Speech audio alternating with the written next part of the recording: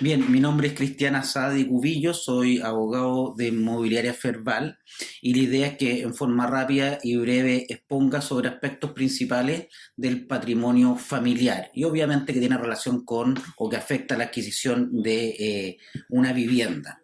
Primero me voy a referir a los regímenes patrimoniales del matrimonio, es decir, que en el matrimonio va a estar regulado por diferentes regímenes que son específicamente tres, lo que dice relación con las platas, ¿ya? Y para ello podemos decir que un régimen patrimonial del matrimonio es un sistema que rige las relaciones patrimoniales de los cónyuges entre sí y respecto de terceros. O en otras palabras, es el sistema según el cual se administra la economía y bienes y dinero dentro de un matrimonio. Y en nuestra legislación existen tres tipos de patrimonio o regímenes: el de sociedad conyugal, el de separación total de bienes y uno menos conocido que es el de participación en los gananciales. El de la sociedad conyugal, que es el más común y cuando las partes no estipulan, se entienden que están bajo este régimen. El patrimonio de ambos cónyuges forman uno solo, es como un fondo común, que es administrado legalmente por el marido, ¿ya? Esto incluye tanto el patrimonio que cada uno tenía antes de casarse como el que van adquiriendo durante el transcurso de la unión o del matrimonio. El segundo régimen es el de separación de bienes y, como su nombre lo dice, los patrimonios de cada cónyuge y su administración se mantienen separados antes y durante el vínculo matrimonial. En otras palabras, podemos decir lo que es mío, lo que es tuyo. Y existe otro régimen que no es muy utilizado, que es más complejo, y en este régimen los patrimonios se mantienen separados, pero si el régimen se acaba, el cónyuge que adquiere bienes de mayor valor debe compensar al que obtuvo menos para que ambos queden iguales.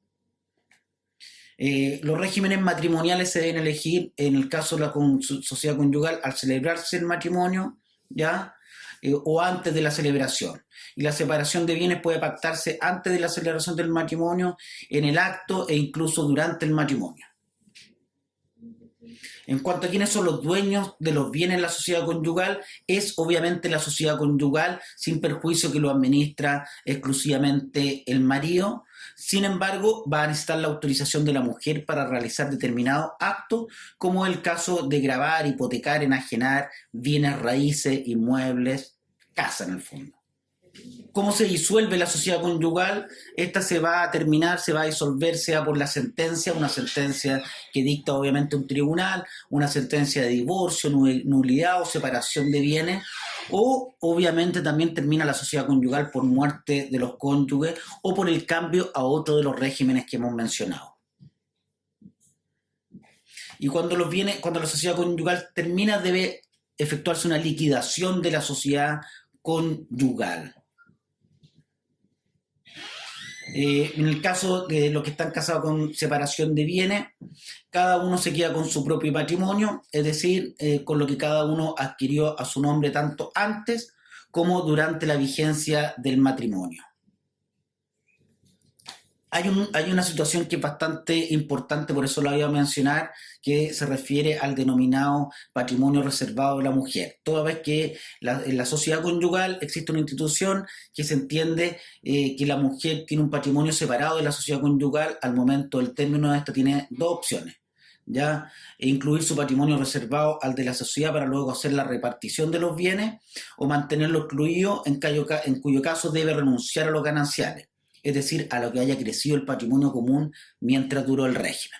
Entonces, palabras simples, la mujer se entiende separada del marido para estos efectos cuando está casada con sociedad conyugal, cuando puede justificar que tiene un patrimonio reservado, una profesión, un oficio aparte de su marido.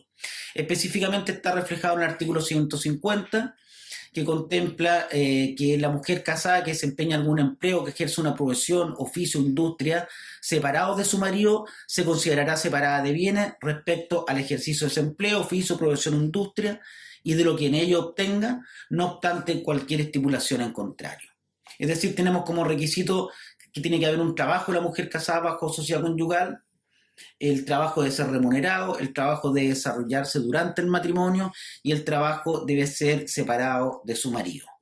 Además, existe una presunción serbio que cuando se adquieren viviendas con serbio, para esos efectos se va a entender que la mujer está casada bajo el régimen de separación de bienes.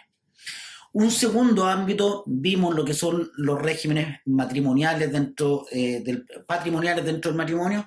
Ahora me voy a referir brevemente a una institución que es la declaración o el bien familiar, y se define que el inmueble de propiedad de cualquiera de los cónyuges que sirva de residencia principal de la familia y los muebles que la guarnecen podrán ser declarados bienes familiares y se regirán por las normas de este párrafo, cualquiera sea el régimen de bienes del matrimonio. Es decir, la casa que sirve de habitación a la familia, por algunos de los cónyuges, puede ser declarada como bien familiar, lo que restringe el venderlo, el grabarlo, hipotecarlo y también lo protege de terceros. Pero tiene que ser un inmueble de los cónyuges. Por otra parte, me voy a referir, porque también tiene relación con los patrimonios familiares, que también amerita bastante duda, es el derecho sucesorio, cuando fallece alguien, ¿ya? Obviamente, una vez que se produce la muerte, existe la apertura de la sucesión y viene un llamamiento que se hace a las personas para suceder al difunto en sus bienes. Y esto lo establece la misma ley. O lo establece la ley a través de diferentes órdenes de sucesión, o también que es conocida como sucesión intestada, que la ley determina a quién le corresponde y en qué proporción. Y también está la sucesión testada, cuando hay un testamento, es decir, existe una voluntad del causante de cómo se van a distribuir. ¿Ya? Existen diferentes órdenes de sucesión. Primero están los ascendientes, los descendientes, el cónyuge, los hijos, y finalmente está el fisco. ¿Ya? ¿Cómo se determina esto? A través de un procedimiento que es la posesión efectiva, que determina quiénes son los herederos de una persona, y ello actualmente se hace en un trámite administrativo que se hace en el registro civil. Si hay testamento, se debe hacer judicialmente. Finalmente me voy a referir a una institución que también es bastante recurrida, que es el usufructo. El usufructo, que es un derecho real por lo demás, está en el Código Civil, y es aquel que se tiene sobre una cosa, pero sin importar determinada persona. No importa la persona, sino que importa la casa, por ejemplo, el inmueble. Y que consiste, este derecho de usufructo, consiste en la facultad de gozar de una cosa con cargo de conservarla en forma y sustancia y después de restituirla a su dueño. Ese es el derecho de usufructo. No me otorga la facultad de disponer o de enajenar. ¿Ya?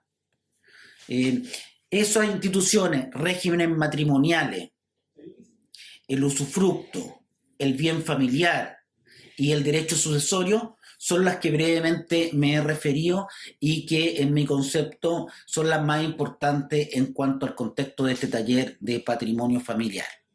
Espero haya sido claro, y desde ya me despido a nombre de Inmobiliaria Ferval en calidad del abogado y relator de este taller. Muchas gracias.